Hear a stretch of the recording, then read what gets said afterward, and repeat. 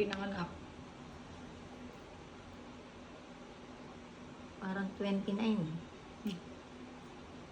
1929?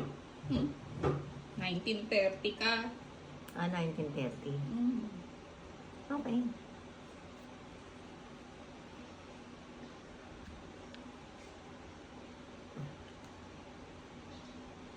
Nakakatuwa lang yung isipin mo yung nakaraan, no? Bato na ba yung nakaraan? Hindi yung ganyan.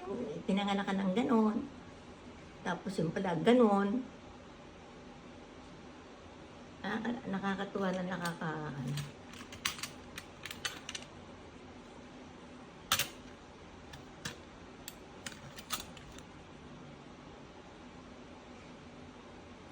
So, saan ito? Ang galing.